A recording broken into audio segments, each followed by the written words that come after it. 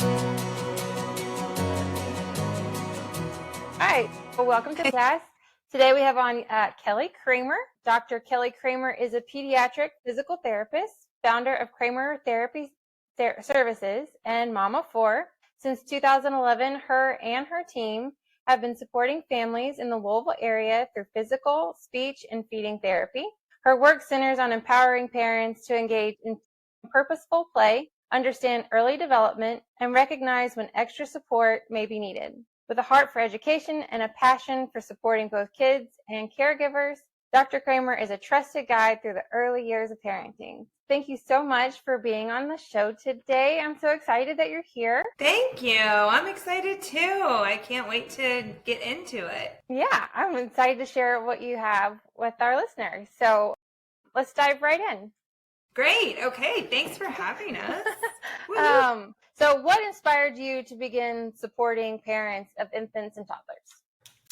I think really what it was, I was already a pediatric physical therapist when I had my first child. I think, back when I was transitioning into parenthood for the first time and really started to feel some of that anxiety of just like, oh my gosh, I'm responsible for this whole human person. And like, what do I do? What do I do with this baby and who's out there to help me? And I was so lucky to connect into a really wonderful new moms community in Louisville. It was so helpful to have, moms who were walking that journey at the same time as I was, because you can just connect on a totally different level. When you're connecting with a mom who's like been up 6 times the night before, and you're both like just barely making it. And the baby's in a growth spurt and you're teething and you're stressed about, should I cloth diaper or not? And, just all of those kinds of things. So first I was the benefit, I felt the benefit of being in that community because I needed it so much. And then once I kind of started feeling my footing there, I started actually giving back to that community and doing some education on what I knew, the parts of the things of having a baby that I knew, like that toddler, baby and toddler development. Was so happy to start being able to ease some of the nerves that parents had about those things. I didn't have all the answers about everything, but at least I could answer some things. And so it just kind of snowballed after that. I started giving support and education in that little group, and then other people were asking for more help, and really found that there wasn't somewhere for a lot of people to go. And I was really happy to fill that void. Yeah, it's hard finding that, like when you don't realize, I think, how much things are going to change. Everybody's like, oh, your life's going to change. But you don't know what that really means until it happens. And you're like, whoa, what is going on? And I do think that, I gave birth in the hospital setting in Louisville. And I thought that they did a really wonderful job on educating certain parts, but then you leave the hospital with this baby and you're just like, I don't know what to do. And I'm so unqualified here other than loving this baby. You're going to let me leave with this? Like, I feel like I need training. Yes, exactly. Yeah. I mean, being a new parent is a whole new world, and you just can't even prepare for it. I think like you can try, but until you do it, you don't really know what it's going to be. Right. And I feel like I read the books and took the courses and everything that I thought I could do. Yeah. And then even still being in that pediatric world prior to becoming a parent, I just had this false sense of confidence, and then you get handed this baby and you're like, oh, I actually have no idea what I'm doing. Right. So you need to be there and do that to really understand, because it's like they do have lots of information out there, but doing it is a totally different story. That's right. So that's kind of where Kremer Therapy was developed. We really walk that path with parents, help them build that confidence that yes, you actually do know more than you think. And reading your baby's cues and responding to those. Again, we specialize definitely in more of that physical development, mental development, but I'm taking myself out of the feeding world because that is not our specialty. And that's where a lot of my personal stress came from. Just being able to walk that path with them and hold their hand and build their confidence and help them kind of learn how to positively interact with their babies, Yeah. Yeah. Because that intuition is there. It is. We really like push it down, I think, as a society. Like, don't trust that. What are you talking about? You need to take the advice of all these other people. Okay, so can you share what you do as a professional and the kinds of support or services you offer to families? Yeah, for sure. So we started as just me by myself. So I'm a physical therapist. So we focus in PT world, we focus most on like gross motor development. So what that means is how our bodies move and how we use the muscles in our bodies to produce that movement. So in a baby, what that looks like are things like, the very early stages is just how do they move in tummy time? How do they turn their heads? And then in that first year, going through all those major milestones. So like rolling, sitting, crawling, standing, walking, all of that kind of stuff. So that's what I do as a physical therapist. I have another physical therapist on staff, and we really specialize in the gross motor side of things. Then our speech therapist does more of speech and language development, which it actually does start in that infancy stage. So your baby's ability to produce sound, your baby's ability to kind of move their mouth in different ways and vocalize. And I'm learning as I've had her hired on. So she's approaching 1 year on staff, and I'm learning so much. So there's so many different parts of speech and language. So it's your ability to understand language, your ability to produce sounds in language, also a lot of that social interaction stuff that happens in toddlers. So being able to support families in that way. So we both will offer individual sessions or group sessions. So we're really excited to be able to start doing some group kind of play groups that both center around gross motor and speech development. And then we have a feeding therapist on staff as well. And she helps not so much those newborn babies, but she works as babies are starting to take on solids for people who have extra difficulty with like feeding tubes or NG tubes and want to try to transition out of that. Our feeding therapist helps that way. And then we do a ton of, just resources. So we have a monthly newsletter. It's free to join that monthly newsletter. And every month we give a tip or a trick, either in gross motor or speech. We share toys that we like that can help stimulate development, share local supports in the Louisville area. That we also will speak at different engagements in the community, a lot of like free events that we hold, community outreach, that kind of thing. We also offer free phone consultations. So if somebody ever had a question, we love to be able to be a resource to kind of identify, try these strategies at home and see if that works, or if you actually do maybe need a more in-depth one-on-one session. So even though we do provide those therapy services, we also try to just really educate as much as we can. Again, through that community outreach, speaking engagements, and that newsletter is a great way to connect with us without necessarily needing individual one-on-one therapy. Yeah, that's great. You've got like all the bases covered. I hope so. Yeah. We really do try, and that intro that you gave was so kind, but we do really emphasize the education piece, because if parents are educated, then that can build their confidence in so many ways, Yeah.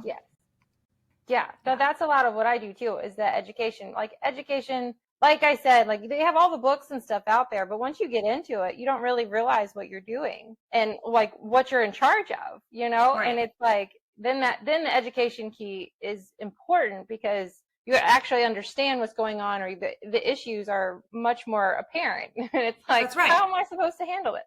That's right. And you can really identify when it's an issue and when it's just typical development. Like it's, it can be normal that your baby is like struggling with some of these milestones because they're working hard. And then to know when it crosses over into like, oh, well, maybe we actually need a little bit of help, And that's one of the things that like I have found as a parent in like the internet world, it's like there's so much information out there, but it's so hard to know what's a trusted resource. So like, am I just following somebody who really has no idea what they're talking about and no education in this?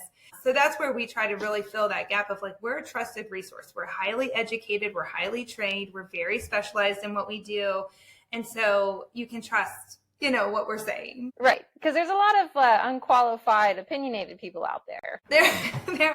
Many parents wonder, is it normal if, when it comes to their baby's development, how can they better understand what's developmentally appropriate? Yeah, that is a really common question. I would say that that's how most of the conversations I have with parents start is it normal if my baby, and then fill in the blank, Yeah. So I think that's where that education piece comes into play a lot. So being able to I want to walk the line of like, developmental milestones are so important, and they are there to guide us in what is the typical progression of how babies move through their development, But at the same time, I like to look more at like the quality of how a baby is moving, or how they're progressing through those milestones. Are they continuing to like move forward? I don't hold as stringent on the timeline as I do is like, what does the movements, what do those look like, and how are we progressing through them? If we start falling behind, a number of milestones or significantly, then maybe that is a different conversation. But again, I go back to being an educated caregiver can help you understand what is typical and what's not, And then again, also having that resource to even have that dialogue with somebody. So even though our pediatricians are wonderful and, check in with us periodically, they're oftentimes moving so fast through their sessions, and so we block out an hour every session to just be able to have those conversations with families. Yeah, because we actually just went to the pediatrician's office, and so Marlo is 9 months old, and they measured her at 30 inches, which is off the charts for a 9-month-old. It's like, it really just depends on like a lot of those milestones. It depends on who's doing the assessment, and I think that she kind of did it in a way that added a couple inches, Yeah, you're like stretched out. Right. She's like giant, but she's not. Yeah. Oftentimes too, when they're screening for those gross motor skills at the pediatrician's office, it's oftentimes a parent report, just meaning like you'll fill out that paperwork, either in the waiting room. If you're me, you're filling it out like as you're walking into the appointment, because I forgot to do it ahead of time, And then again, those appointments are so fast that oftentimes like a pediatrician may or may not have time to actually see the baby move at all. Yeah. And so when it comes to the gross motor development of a kiddo, that's where I'm specialized in. And also I have the time to be able to assess how a baby is moving and look at the quality of those movements, because I'm not doing the important stuff that a pediatrician is doing on the medical side, So I'm not trying to say one is better than the other. It's just, there's different roles. We all fill different roles. Because their focus isn't necessarily those more, like, it's like, if there is big concern, I think that they would notice that. But like, given like we saw the doctor for maybe 15 minutes yesterday, and it was like, she took all the assessments. Actually, I don't even think she looked at the assessment. She just asked me a few of the key questions, and then she's like, oh, everything's okay. And it's like, when I was filling the form out, it was about, I was like, well, I guess she kind of does that, I know. Well, and I know, like, in my case, like, the pediatrician is not looking at the form because most of the time I haven't even finished it by the time the pediatrician's coming in. So that's not on them. That's on me. But yeah. But then they are doing all that important stuff of like listening to their heart and making sure, all of those organs are working. Like they're doing all, and I mean, I can't imagine how busy they must be to try to assess an entire baby's body and development in 15 minutes. Like that doesn't feel possible. That is a lot. Yeah. So and it's like, because like all the little rashes that babies get and all the little things that are like, oh, what about this and what about that? And it's like, motor skills is really, it's important, but it's definitely, I just feel like not the focus of the appointment. And it can't be, because you can't cover everything because there's not enough time. That's right. Exactly. So how do you guide parents to use the milestones as tools without turning them into rigid guidelines? Okay. So again, we just look at the quality of that movement, and are they progressing and performing those building blocks on each thing. So that a lot of that information does come free from us, through that newsletter, and through those speaking engagements. So I would love to connect with anybody who has a group that they want me to come talk to about how to look at those things and how to recognize when those building blocks are happening effectively and when they're not. I think it's a little deep to get into in this podcast, just to like go through that development, but it is really nice when parents want to know that and then receive that education, because you can just see their confidence soar, and kind of that stress just like melts away, Right. That worry. Yeah. that has to be validating to like be like, oh, this isn't a true concern. It's just like a hiccup or a little bit of a delay, but it's perfectly normal. Right. Yeah. And then we talk too in those discussions about purposeful play. So say you did have a concern or something that those building blocks weren't building quite as nicely. A lot of times we can just adjust how you're playing with your baby naturally to like stimulate the correct part of the development.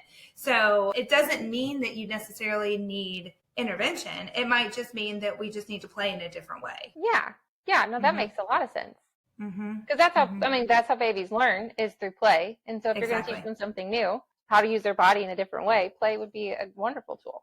So what does that purposeful play look like at different stages in a baby and toddler's life? Yeah, that's a great question. So I always like to try to put purposeful play like guided by the baby or the toddler rather than trying to guide them to achieve your goals. It's being educated on, okay, what milestone might we be working on, and then follow your baby's, preference to incorporate that milestone into it. So let me even think better about how to give you an example. So if we were going to work on a baby trying to stand up and your baby's super interested in this ball, right? It's just being able to know where to place the ball so that your baby could then work on standing up, right? So say your baby wanted to play with this ball and your baby's an excellent sitter and you're trying to get your baby to start learning how to move, right, out of that sitting position. So rather than just rolling the ball and giving the ball back to your baby in their lap, putting it off to the side a little bit so your baby has to then reach out of their base of support. So it's something as simple as that, right? So now all of a sudden, my baby can't just sit with their center of gravity over their base of support. They have to reach over to the side. And that's going to, now I could totally nerd out, right? So that's going to work on trunk rotation, maybe some hip abduction strength, crossing midline with your body. So now your baby is changing their base of support, changing where their center of gravity is, using muscles differently. And it's a big challenge.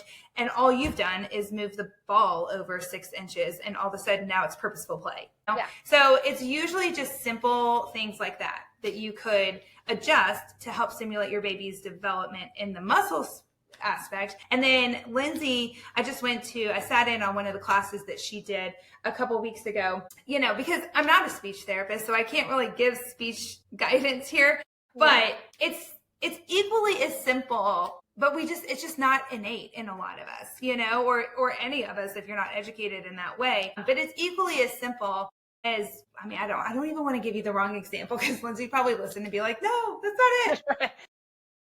But usually those cues are as simple. Sometimes it's repetition that can get a sound out of your toddler. Sometimes it's waiting for them to fill in the gap of a song or, teaching even a sign to go along with the thing that they're requesting instead of just pointing. It's something that it usually is that simple. And it makes such a big difference. I don't know, as parents, that something that simple could make such a big impact. Yeah. But so then here's another way that we can kind of address that question. So, we use those milestones as a guide. So again, if you know that your baby is a very good sitter and we're working towards crawling, well, what are some of those things that need to happen between sitting and crawling, and how can I stimulate that play in my baby, and how can I play with my baby to try to get that movement out of them? And a lot of times it is like simple as like just play on the floor, just open floor play. You're not trying to put them in a device to help with crawling or help with sitting, but just letting them move their bodies and explore their environment. One of my sister-in-law shared this tip with me one time, and she was even referring to like her kiddos as teenagers at the time, and she, I'm sure, heard it from someone, and it's one of those great sayings, but it's like, help your kids do dangerous things safely, right? Yes. So I think so often we I don't want my toddler or my budding walker to like fall and bump their head. And I don't want that to happen either. Right. But sometimes play causes bumps and bruises, and within a safe environment, sometimes that can be okay. So, and that's kind of what babies are built for. That's right. They got cushy butts and soft heads, and Yeah. Yeah. They're meant for tumbles and falls, and not That's right. hard, serious stuff, but that's how they learn, right? Yeah. That things are scary or that they want to stand up and they got to work really hard at balancing. Right. Right. Right. Yeah, no, that's like the idea of resilience too, is just like you help them through that hard stuff. Like you're there, you validate what's going on, and then like give them the confidence that they can actually do those hard things. Yeah. Like just like constantly putting them in soft spots is only going to make being in a hard situation that much harder. That's right. That's right. Yeah, that's one of the things I teach my parents of, working on tummy time. So if you think back, or if you're in that stage where your baby's brand new and tummy time is hard, right? Yeah. Like for that brand new baby, you're using muscles that you've never used before against gravity, which is like you've never had to fight gravity before. Right. And you're trying to lift your proportionately gigantic head, right? Yeah. You're like dumbbell of a head. Exactly. Right. And you're having to use you're lifting this gigantic weight against gravity with muscles that have never had to work. Right. So, I mean, that's really difficult. So I do try to help parents teach strategies. This is a very interactive time, right? We're not just putting babies on our tummies and being like, okay, I'm setting the timer and good luck. I hope you do it. Whoever on the internet said you have to do this for 10 minutes. So here we go. Yeah. I have really seen a positive change with our babies when it becomes more interactive. You're responding to your baby's cues. So if it is stressful, we're positively responding in terms of maybe taking them out of tummy time and comforting for a minute or two, and then seeing if we can, I love that word that you use, resilience. Let's build that resilience to try again. And even if you get 5 seconds or 10 seconds or 30 seconds, you're building that confidence that we're in this together. I'm responding to your cues as a parent, and then we're going to do this hard thing together, Yes, together. That's a really important key to parenting is to convey that we're doing this together. You're not just putting them out there and they're learning stuff on their own. That's we're right. in this together. You feel bad, and that's okay, and I'm here for you.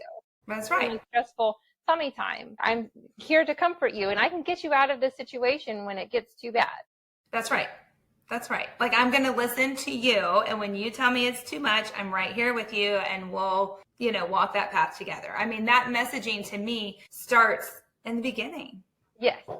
Yes, it does. For a parent who isn't sure how to play with their baby, what should they be looking for as far as terms of cues or engagement? Well, for a parent who's not sure how to play with their baby, I would first suggest we have a free milestone checklist. So you can get that on our website and it just comes to you. And so that's a wonderful guide of just to know what to expect as realistic and what your baby can and cannot do at a certain age, or should and shouldn't be able to do. We would never expect our 6-month-olds to go out and hit a baseball, right? I mean, obviously that's an obvious one, but what is a 6-month-old supposed to do, or what is an 8-month-old supposed to do? So I think that is a really great way. So again, not holding to that timeline on for the milestones, but just know how to build on each thing.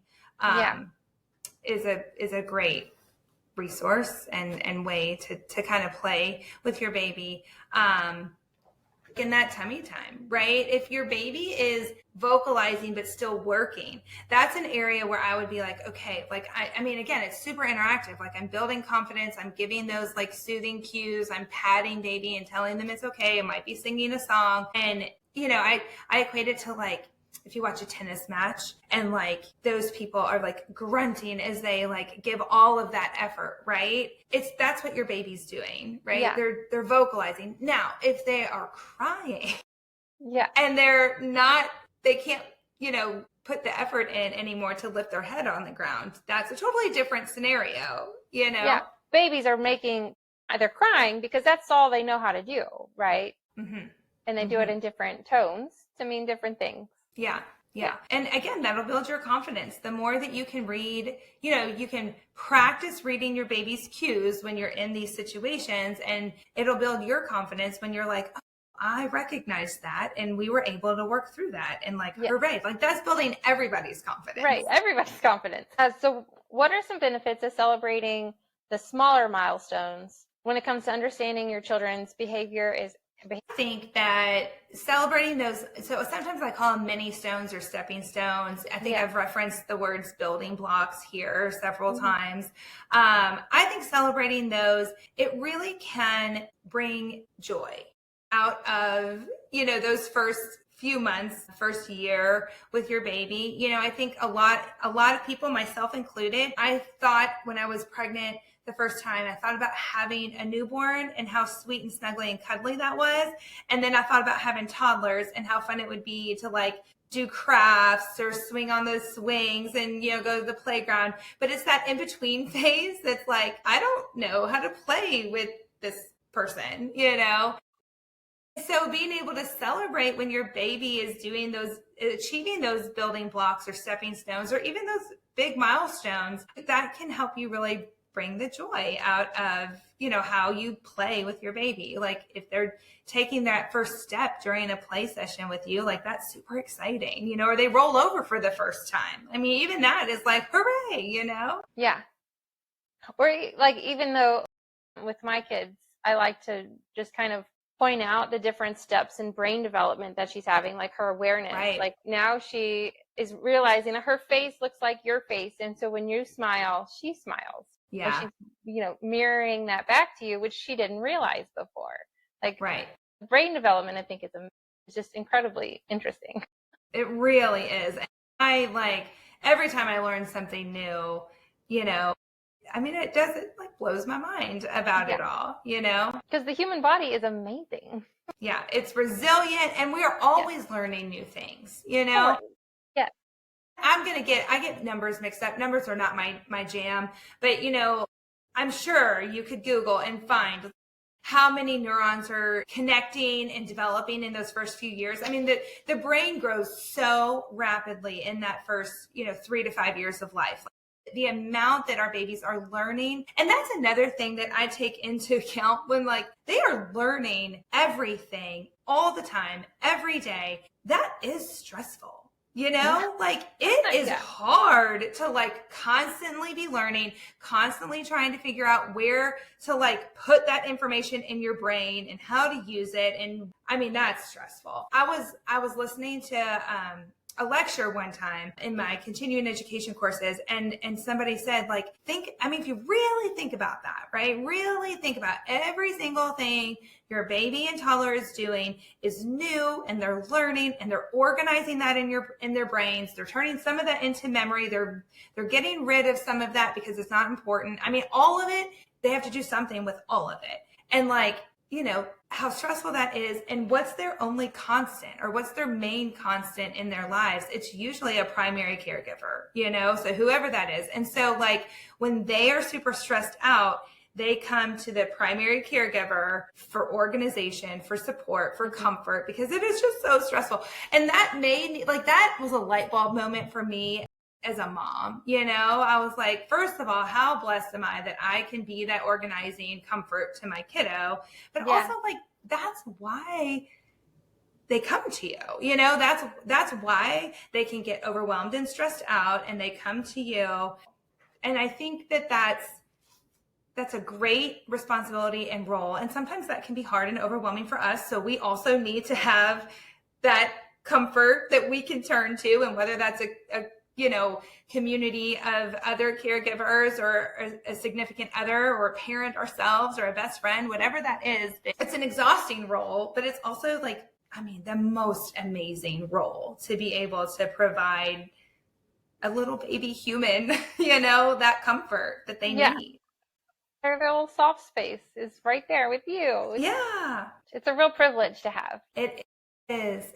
That's a great word. Yeah. What's a common misconception that you come in contact with, and what would you say instead? Because of the nature of the age of who I treat, so I'm usually treating kiddos like under 5, and really specialize mostly in under 1. I think the biggest misconception I get, there's probably 2. One is that tummy time fixes everything, right? It's just more tummy time.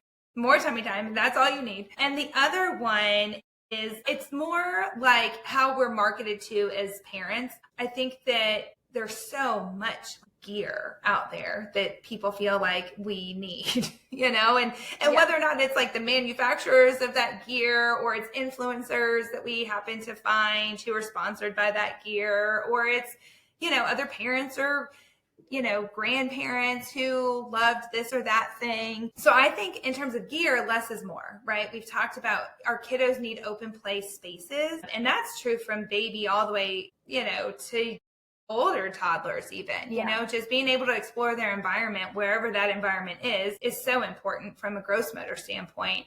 Yeah, I think even big kids too, like just that, it just helps instill that creativity. That's right. Which we are like fighting against anymore with screens. Right.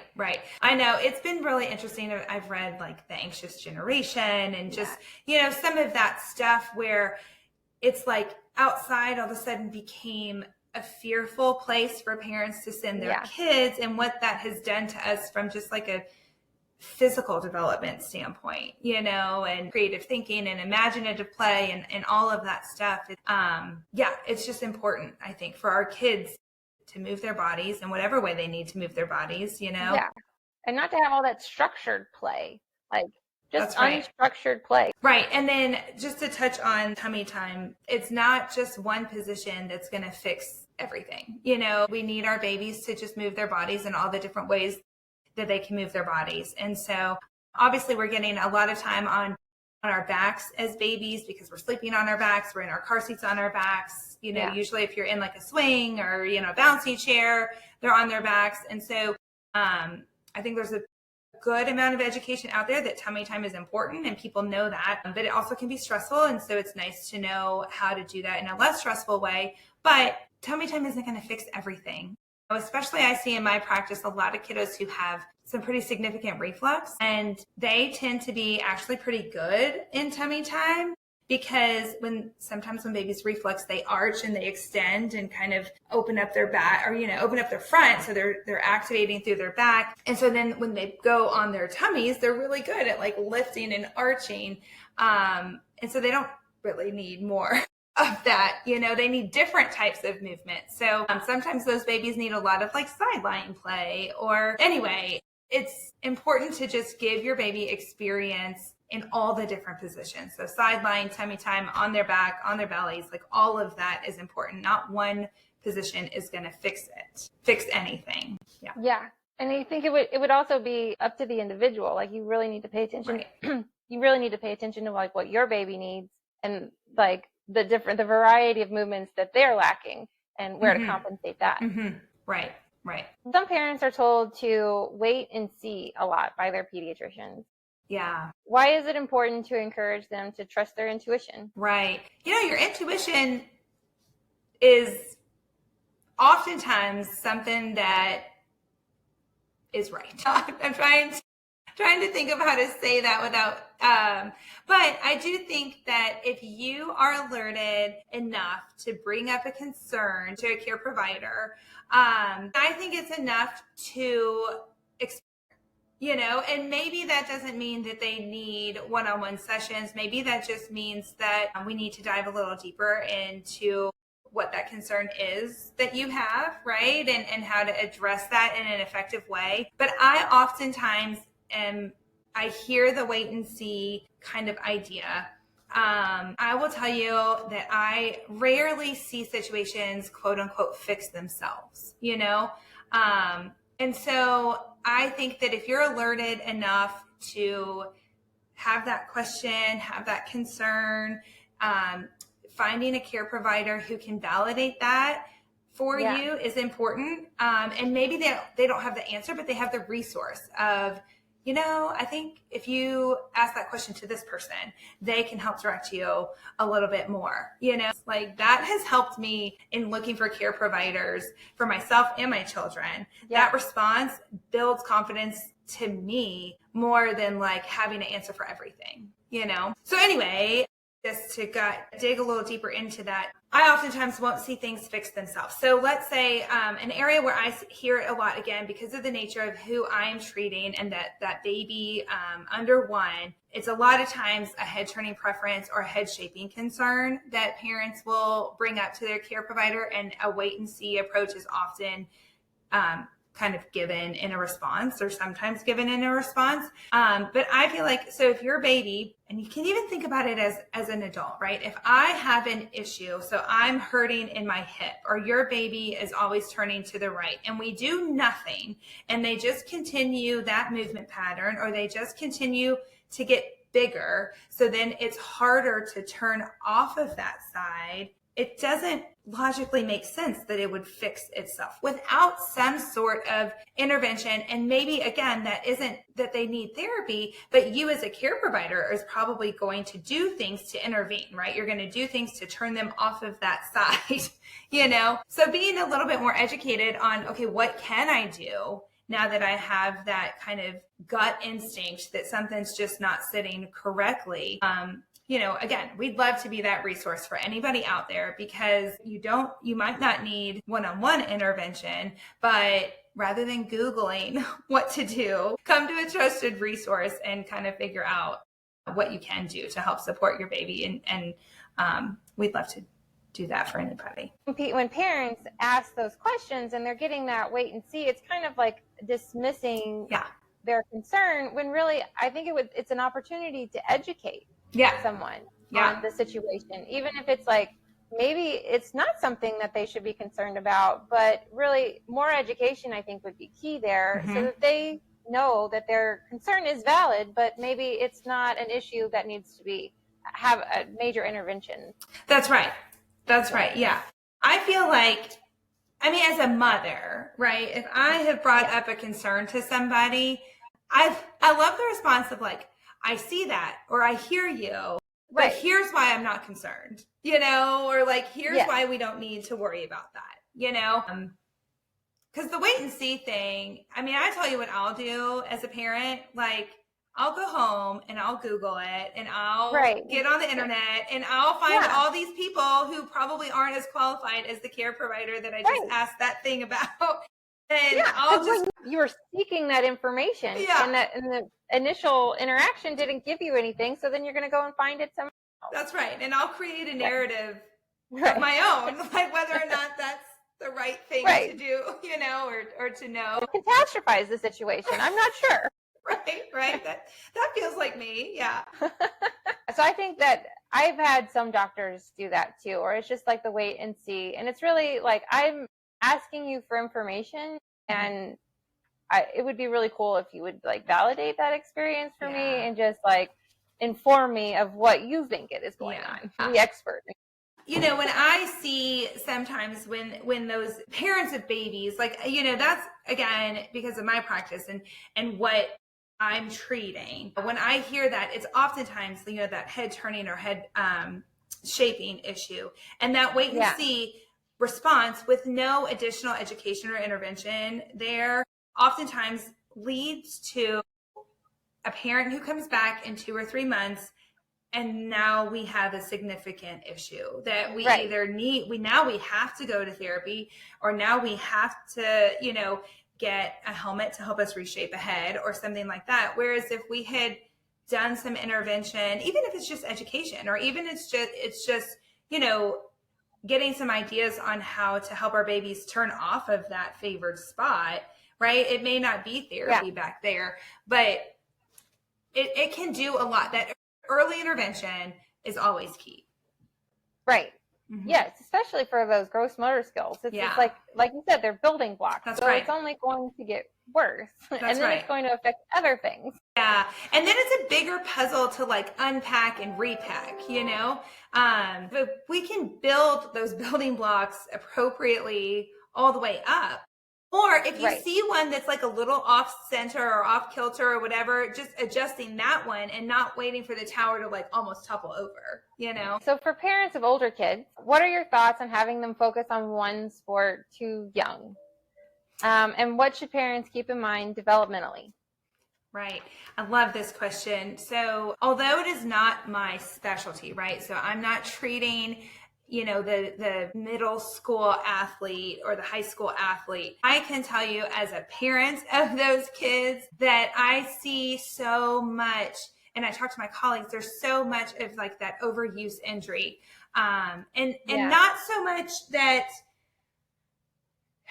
specializing in a sport too early or specializing in an activity too early, and only doing that thing, it can lead to body breakdown over time. Yeah. So it really is important to cross train, to move your body in different ways. So still being active, still building strength, still building that endurance. If that's your goal as a kiddo, or if that's your role as a coach or a parent, we can still do things to help our kiddos develop and strengthen themselves and grow in their endurance. But just doing more of the same movement pattern, it can lead to body breakdown. And maybe that doesn't happen in high school, but maybe your kiddo turns into like a 40-year-old who can't raise their arm above their head, Right. or what. I mean, I'm not fear mongering here. I'm not telling you that every kid who specializes is going to have that injury. We just want, our bodies need to move in lots of different ways. Right.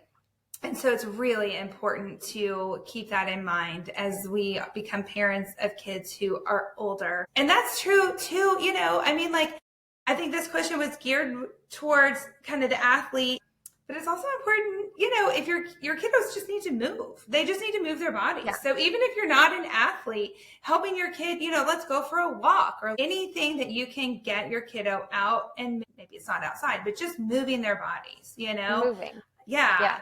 Because I'm even sitting here thinking, kiddo, if you video game, this motion through your thumb, or even texting, all of that stuff is let's just move our bodies. Let's change up the scenery and move our bodies and different ways and try different things. And maybe you're putting your baseball player kiddo in the pool, or you're putting, your runner. I'm trying to just come up with all the different, different things of where, or your golfer into running or something, so we're still getting in shape. And we're still moving our bodies, but we're moving differently.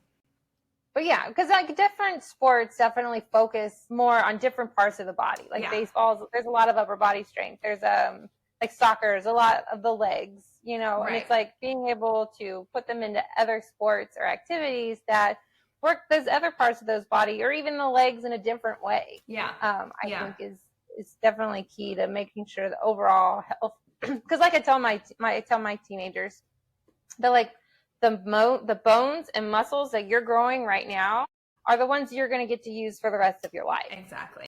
So you want to they want to be mobile, and they want to be built healthy out of the right nutrition that you're putting in your body. That's right. And you want to be strong through your whole body. I don't want just my right arm to be strong because that's the one I throw with or whatever, I need the base. My whole body needs to be strong so that my right arm can throw that pitch really hard, or, can shoot that basketball. These are the things that my kids are in. So that's where my head goes, but I need my core to be strong so I can kick that soccer ball, or all of that stuff. You need your whole body to be strong. And whether or not you're trying to become an athlete, you just need a strong body to live life, To live life, right. Because you want to be able to use it for the extent of your life, right? That's right. My boys are really into core right now. I all want abs. That's good too. It is good. And so they're doing crunches and sit-ups. And I'm like, but you got to work your back too. Because if your front is too tight and the back is not strong, then you're going to end up with a bad back, and your back's going to go out, over time. And so I showed them some exercise, the Superman lifts. So they're doing tummy time, but they're 15. There you go. That works. Yeah. It's always good. Yeah, always good throughout the years. That's funny. Yeah. Let's see. Can you tell us more about your Tiny Talkers workshop and who it's for? Yes, absolutely. So the Tiny Talkers workshop is something that Lindsay, our speech therapist, has developed. It is starting in October. It's just 2 sessions, 1 hour on 2 different Tuesdays. It is geared towards caregivers with a 1 to 3-year-old. So, and it's a group that they're getting together, and she is going to help and educate parents on different strategies to do at home or in their lives on how to stimulate speech and language development. So it's those strategies, that we talked about briefly, the repetition and leaving that gap in your sentence to let your kiddo kind of fill the gap and learn those words, how to play through songs, how to use books to stimulate speech and language. And it's going to be full of awesome information.